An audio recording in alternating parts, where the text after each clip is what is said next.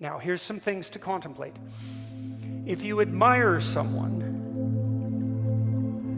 the reason you admire them is because you can see in their behavior the manifestation of that spirit. And your admiration is actually a reflection of the instinct that orients you in the world. And so if you don't know how to act, like we all don't, and you are called to attend to someone who you admire, that's the part of you that wants to develop and to embody that spirit, gripping you and your attention, showing you that that's the pathway. And that's someone like that is a leader, not because they use force. A tyrant uses forces, but because they use example. And because the example serves the horizontal axis and the vertical axis specifically, and the example calls to those who see the example. And that's actually what you're called to do. To not hide your light under a bushel, right? To be a light on the hill instead. And that means to act in a manner that is an example to others. And all that's dead, solid, real as far as I can tell. I know that the instinct to admire is a variation of the instinct for awe. The awe you experience when you look up at the night sky. The awe that strikes you when you see something unbearably beautiful or hear that.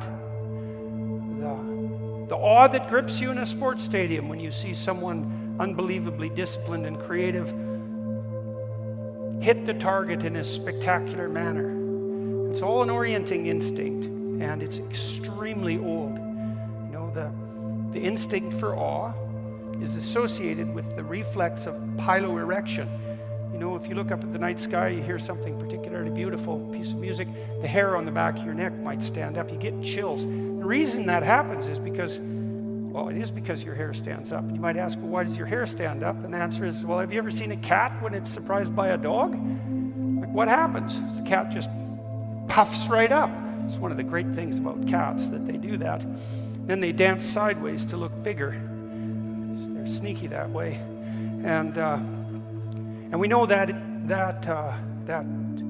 instinct to experience the awe that a cat might experience, let's say, if it sees a wolf, that's 60 million years old. And we know that your instinct to admire is a derivation of that instinct. This is not some cognitive construct that's arbitrary. This is one of the deepest possible reflections of your soul or of your biology. You can have it both ways if you want. So that's all worth knowing. You know, and then I'll run you through a little bit of another story or two. So what happens in the biblical corpus is that it's an exploration of the nature of this spirit, right? We already defined what that might mean. Pattern you would act out, pattern that would shape your perceptions. And it's a set of narrative hypotheses or characterizations of that spirit. And so I'll just walk you through that quickly. You'll see what I mean quite rapidly, I think. So in the story of Noah is presented as a man wise in his generations. And so what that really means is that for his time and place, he's someone who's got it together. He has the limitations of his time and place, like we all do, but given those limitations, he's on the right track. And he has this intuition, Spirit calls to him and says, the storms are coming there, buddy. You better build something that can take you and the world through the flood. And then, you know, a modern person would say, well, nothing like that ever happened. And a wiser person would say, that's always happening.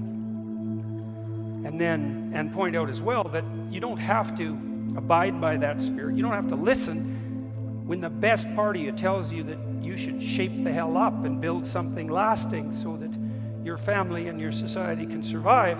You can ignore that. That's a rejection of a certain spirit.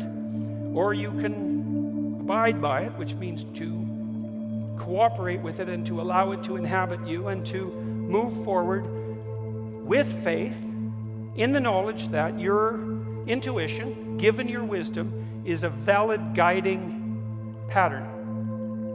That's faith. Faith isn't the willingness to believe in fairy tales as if they're the same as a videotape. It's a kind of courage. It's a choice as well. And you're stuck with the choice of faith because something is going to guide you. Or maybe many fragmented things guide you. Those are your options. Or if nothing guides you, well, then you're so depressed you can't even move. And you won't even want to live.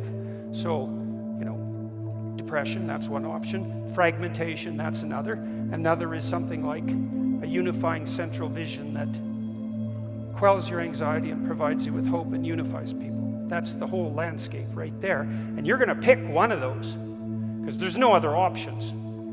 So that's the story of Noah. And then in the next story, that's the Tower of Babel, God is presented as something that's transcendent.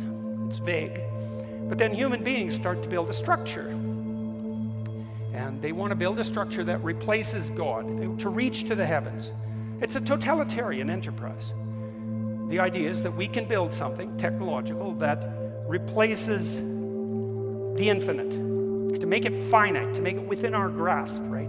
And then worship that, or worship the construction of our own Luciferian intellect, let's say, or our own technological prowess. And God is presented as the Spirit that says,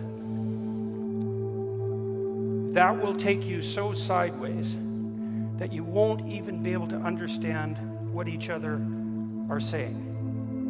And that's where we're at now, because we can make a documentary called What is a Woman?